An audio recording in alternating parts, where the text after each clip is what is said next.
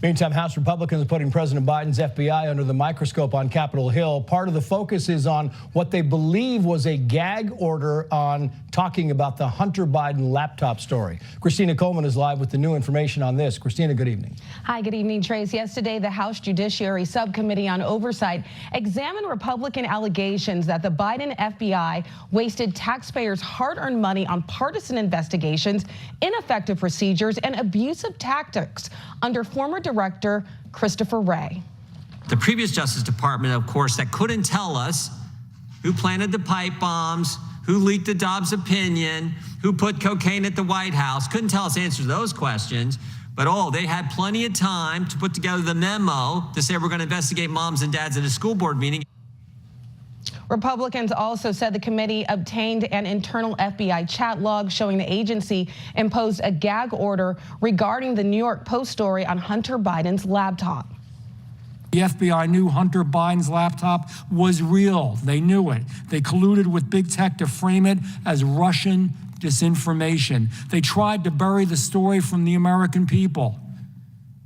That wasn't law enforcement. That was raw political election interference. Meantime, House Democrats criticize FBI Director Kash Patel, claiming he's unqualified for the job. Rather than confirm a director with credible, dedicated experience, the Republicans confirmed a political loyalist with no Quantico or FBI training. Talk about DEI.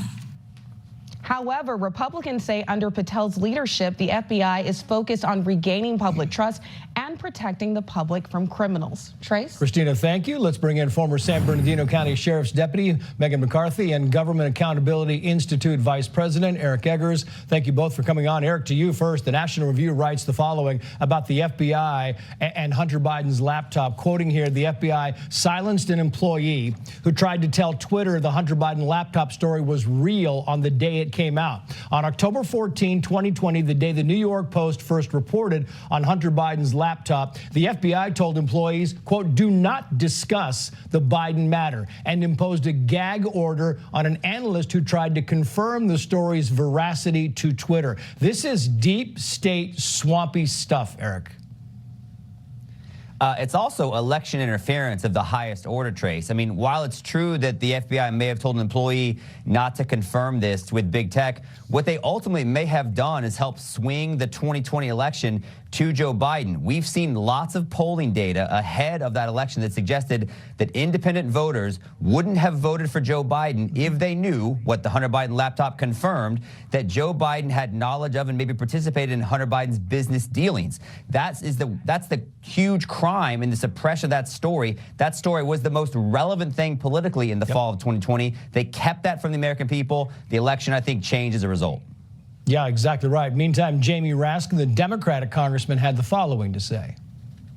We are already 10 weeks into the Trump administration, and still the Republicans are recycling the most tiresome, vacuous, and debunked stories, conspiracy theories about the Biden administration, while demurely declining to conduct any oversight at all of the current administration. Funny because it wasn't debunked. Two, it's not a conspiracy. It is absolutely true, and he's being dishonest. He's lying for political purposes. It's offensive. It is definitely offensive, especially when the American people hold law enforcement agencies to a higher standard. The FBI's motto is fidelity, bravery, and integrity. So how can you live up to a motto when you're already being dishonest to the American people?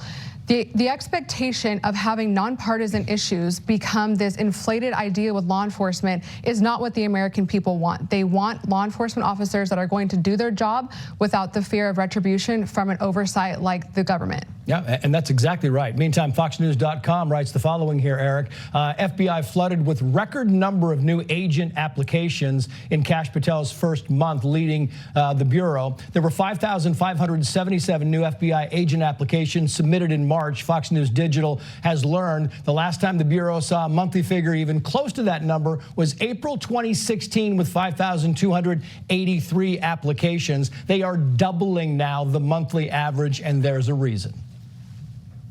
There's absolutely a reason. Trace, I know you played quarterback in high school and college. People want to be on a winning team, and the Trump administration is allowing law enforcement agents to win right now, and the left, frankly, doesn't have anything to cheer for. You mentioned the Cory Booker filibuster. They were cheering the fact that they had 27,000 people watching him speak. That's like maybe a big night on a competing cable news network. But in real world, where we work, people are tired of criminals being let go when they destroy property in Minnesota and elsewhere, and not just let go, but bailed out by Kamala Harris. Pam Bondi's the new sheriff in town. They're letting law enforcement agents do what they do, protect innocent people, solve crime. The death penalty's back on the table. They're charging people for property destruction. It's a new day in America, and law enforcement are excited about it. Meantime, Representative Jasmine Crockett said last month that she wanted Elon Musk to, quote, be taken down. Pam Bondi scolded her, said, you can't do that. And then Crockett responded today. Watch. To have the sitting attorney general go on, and I'm gonna call it faux news, because I decided that I wanted to exercise my right to free speech, which I am not abridged from doing, that she then wanted to then politicize something that should not be politicized. I don't like Elon Musk. I'm gonna say it 50,000 times. I don't like him. I don't like that he going out there and he firing people.